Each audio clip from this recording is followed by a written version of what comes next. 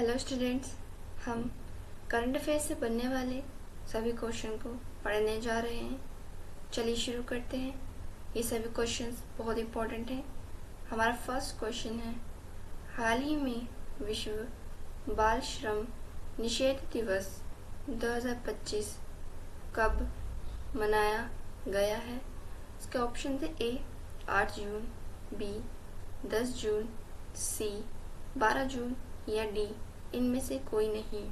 इसका option number C सही है, 12 जून। प्रतिवर्ष 12 जून को विश्व बाल श्रम निषेध दिवस मनाया जाता है और वहीं 8 जून को विश्व महासागर दिवस मनाया जाता है। विश्व महासागर दिवस महासागरों के संरक्षण के लिए मनाया जाता है और वहीं 10 जून को विश्व नेत्रदान दिवस मनाया जाता है। विश्व नेत्रदान दिवस लोगों को मृत्यु के बाद नेत्र दान करने के लिए प्रोत्साहित करने के लिए मनाया जाता है। प्रतिवर्ष विश्व बाल श्रम निषेध दिवस 12 जून को मनाया जाता है। 2025 में विश्व बाल श्रम निषेध दिवस का थीम था, प्रगति स्पष्ट है लेकिन आज भी और काम करना है। यानी कि प्रगति तो दिख रही है पर उसके साथ साथ हमें अभी और भी काम करने हैं। आइए प्रयासों और तेजी लाएं। यानी कि जो हम जितने भी प्रयास कर रहे हैं उसमें और अधिक तेजी से अपने सभी काम करें। प्रतिवर्ष विश्व बाल श्रम निषेध दिवस मनाने का उद्देश्य है कि बाल श्रम को समाप्त करने और बच्चों को उनके बचपन को लौटाने के लिए वैश्विक जागरूकता प्रदान करना। बच्चे जो कि अपनी बाल अवस्था में अपने जीवन को जीना चाहते हैं, पढ़ाई करना चाहते हैं, खेलना चाहते हैं, इस अवस्था में जिन बच्चों को काम पर लगाया जाता है उन बच्चों को उनके बाल श्रम से समाप्त करने के लिए यह दिवस मनाया जाता है। अंतर्राष्ट्रीय बाल श्रम संगठन द्वारा जो है सन 2002 से विश्व बाल श्रम निषेध दिवस मनाने की शुरुआत की गई। नेक्स्ट क्वेश्चन है, हाल ही में भारत का पहला अंडर वाटर म्यूजियम और आर्टिफिशियल कोरल रीफ किस राज्य में लॉन्च किया गया है? इसका ऑप्शन है ए महाराष्ट्र, बी कर्नाटक, सी गुजरात या डी मध्य प्रदेश। इसका ऑप्शन नंबर ए सही है, महाराष्ट्र। हाल ही में महाराष्ट्र में जो है अंडर वाटर म्यूजियम और आर्टिफिशियल कोरल रीफ जो है यह महाराष्ट्र में लॉन्च की गई है। अंडर वाटर म्यूजियम और आर्टिफिशियल कोरल रीफ को महाराष्ट्र के सिंधुदुर्ग में लॉन्च किया गया है।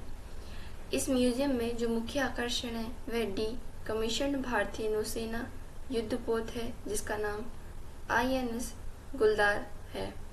INS गुलदार जो है यह अंडर वाटर म्यूजियम का मुख्य आकर्षण है जिसे समुद्र के भीतर संरक्षित किया जा रहा है। यानी कि इस अंडर वाटर म्यूजियम और आर्टिफिशियल कोरल रीफ में संरक्षित किया जा रहा है।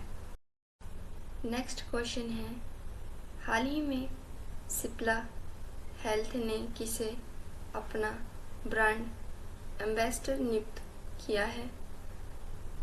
इसके ऑप्शन है ए परेश रावल, बी करीना कपूर, सी नीना गुप्ता या डी अनुपम खेर। इसका ऑप्शन नंबर सी सही है, नीना गुप्ता। नीना गुप्ता जो कि एक बॉलीवुड अभिनेत्री रह चुकी हैं, इन्हें हाल ही में जो है सिप्ला ने अपना ब्रांड एम्बेसडर नियुक्त किया है। वहीं परेश रावल जो है ये नागालैंड स्टेट की डियर लॉटरी के ब्रांड एम्बेसडर रह चुके हैं। करीना कपूर यह भी एक बॉलीवुड अभिनेत्री हैं जिन्हें बेबो के नाम से जाना जाता है। करीना कपूर यूनिसेफ की ब्रांड एम्बेसडर हैं।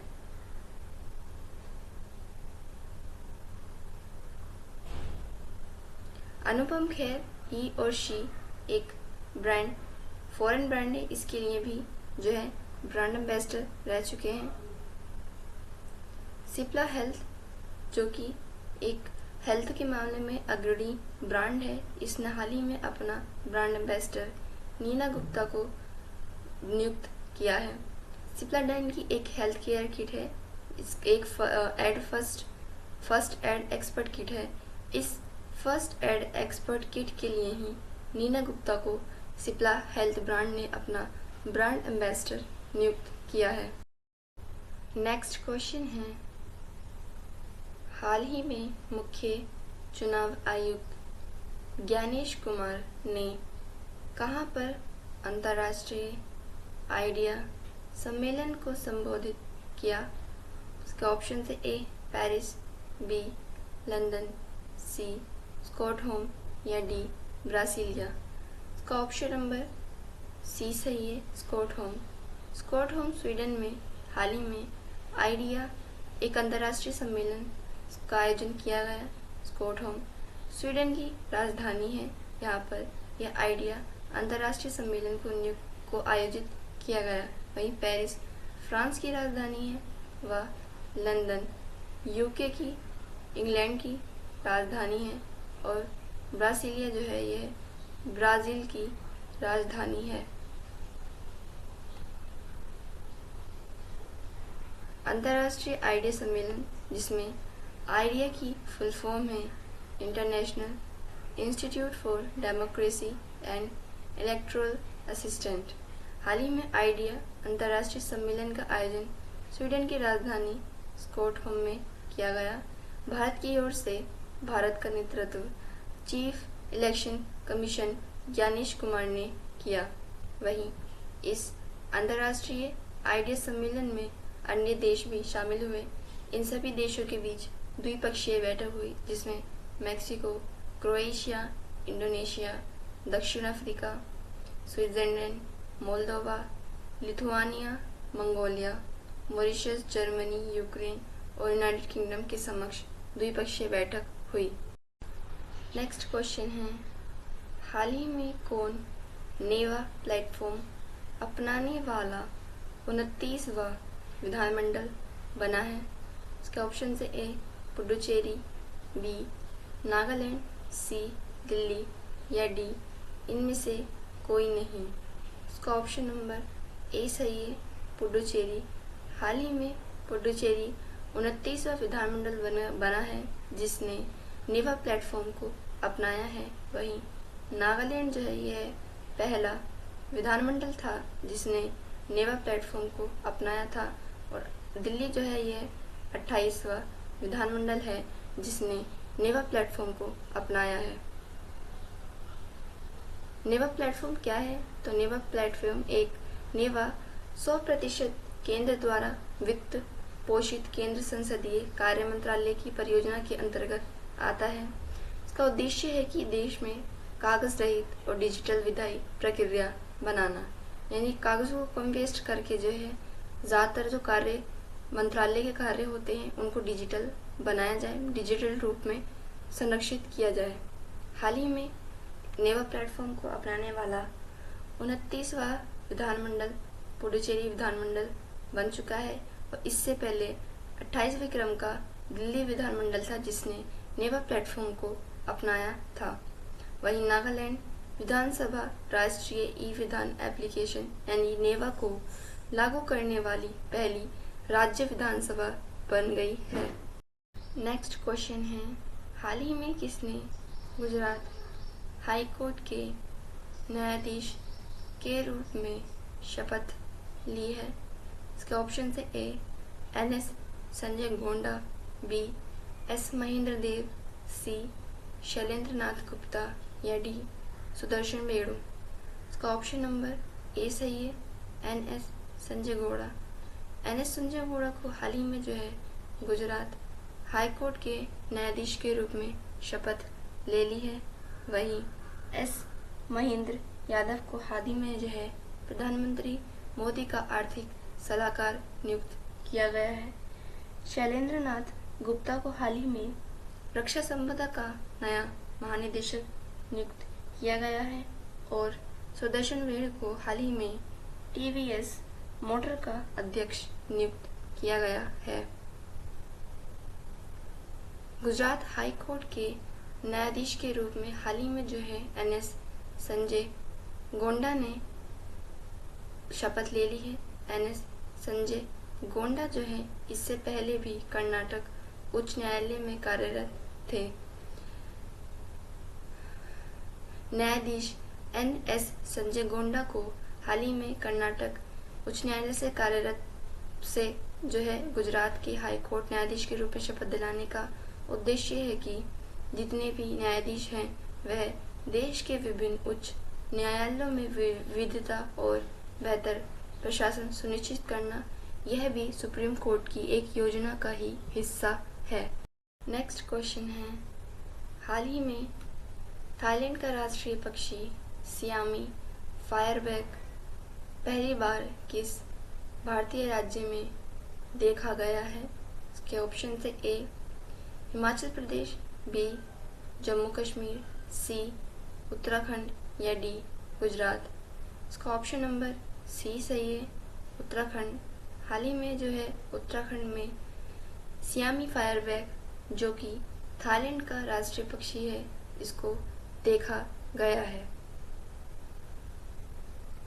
थाईलैंड का राष्ट्रीय पक्षी का नाम जो है वह सियामी फायरबैक है।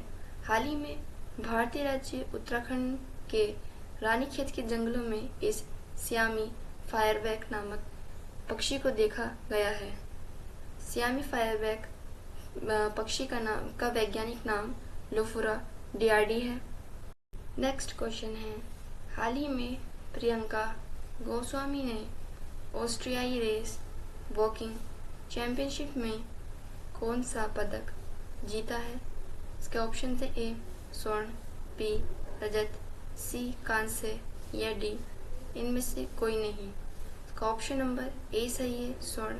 हाल ही में प्रियंका गोस्वामी ने ऑस्ट्रियाई रेस वॉकिंग चैंपियनशिप में भारत के लिए गोल्ड मेडल जीतकर लाई।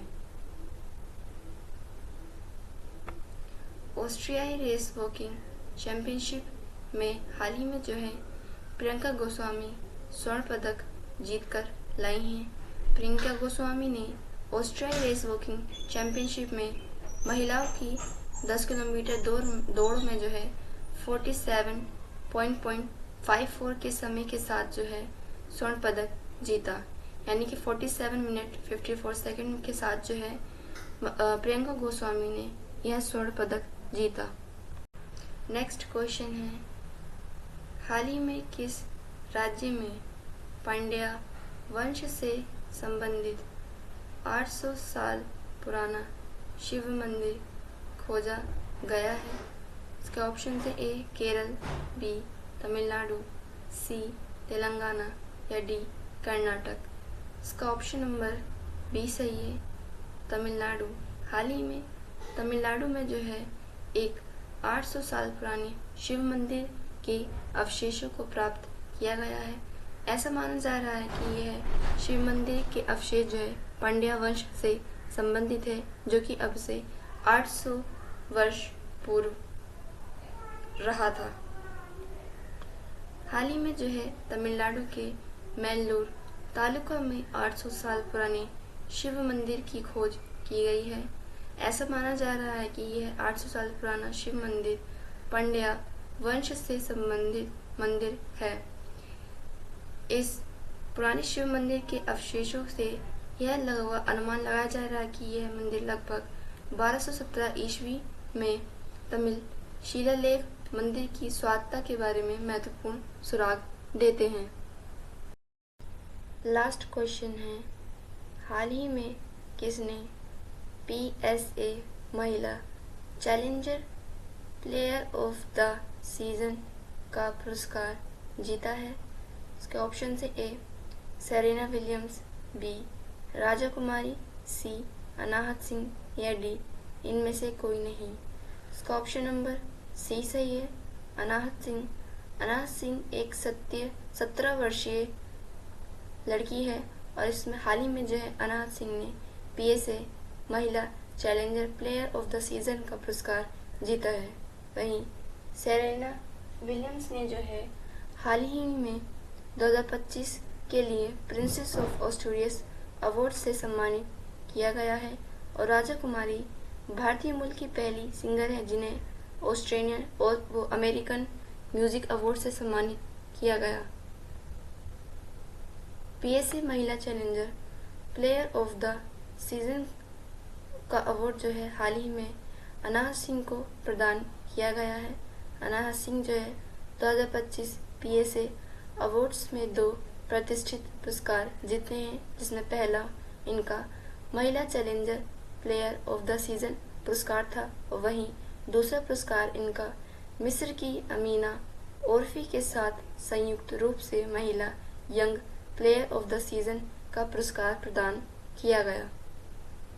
स्टूडेंट्स, ये क्लास हम यही ख़त्म करते हैं। नेक्स्ट क्लास में हम करंट अफेयर से बनने वाले और भी क्वेश्चंस को पढ़ेंगे। Thank you and thanks for watching.